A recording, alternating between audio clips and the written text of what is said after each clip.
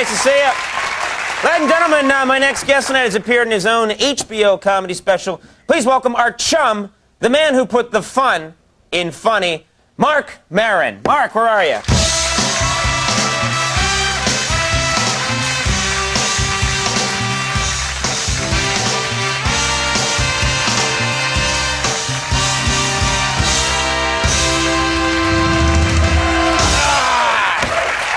Hey, let me say, can I salute the sailors? How are you, boys? Let me ask you a question. I got to ask the sailors a question. Now, before you get off the ship, when you get to New York, does your admiral give you a pep talk like, all right, now, boys, when you're down in the village, in Greenwich Village, there's going to be some other boys in sailor suits, and they're not with us. Here's how you know. If they salute you, if you go like this and they go, you go, girl, then it's not, they're not on the same boat. Be careful. It's a good thing that you talked to them. That was good. Yeah, I know. Well, they're nice. They're doing a good job. What the hell was that? That's always, I always picture that with the Navy. I always picture a guy going with a mop on the deck. No? Oh, yeah. That's a mop. Then that's a mop. That's the universal symbol.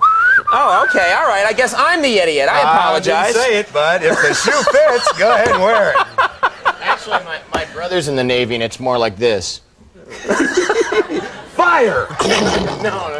All right. Are we uncomfortable now? Is everything okay? Yeah, you've created a weird tension here, which the show will, I think, never recover from. Let's break the tension. You look very nice, by the way. You've been here several times. You've never once, I believe, worn a suit. I know. This is actually my first suit, and I know there's a lot of people out there watching me going, oh, Maron's sold out. Well, I just want to tell you, I have leather underpants on. I'm still a rebel.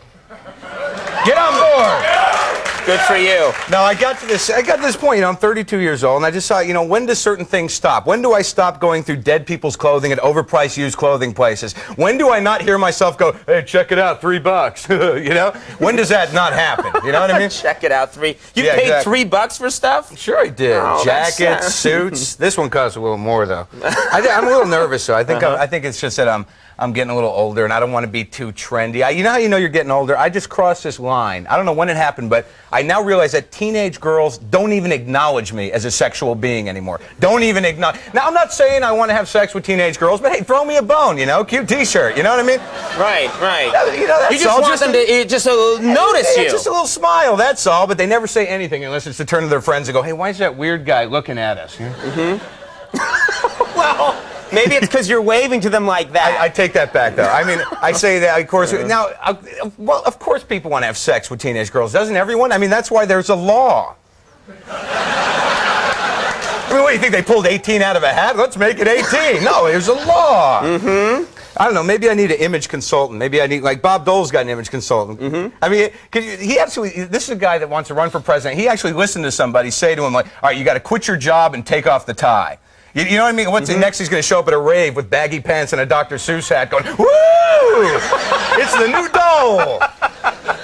I'd love to see him wear a Dr. Seuss hat, actually. I think it would be really make a lot for his image. So this is it? The suit is now what you wear? Do you wear anything else? No, I'm just trying it out a little bit. I mean, I was thinking about the trendy thing. The thing is, it's like, I think if you're trendy, you might as well just own being trendy and not be a poser. Because like 6 years ago, I wanted to get a motorcycle jacket. But I couldn't just get like a cheap one or a used one. I had to go to a place that made motorcycle jackets for people who ride motorcycles. And this is where I learned my lesson about being a poser. I'm standing there with a sales guy in the showroom in front of a mirror. This guy's got like abrasion scars on his face, for credibility.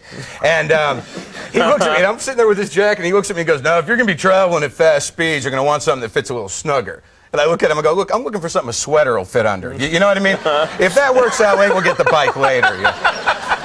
You don't even want the bike, do you? No, I just wanted the jacket. But I learned my lesson. Big poser fool. That's what I was. Well, I know you're on the road a lot. You're traveling constantly. Any tales from the road you can share with us? Anything? I think I should tell one. It's a pretty sexy show, isn't it? So far, we've had a lot of TNA so far, right? Oh, yeah. This show has gone crazy tonight. Let me ask you a question. You go to strip clubs? Ever? Sorry, I didn't mean to make you uncomfortable. All right.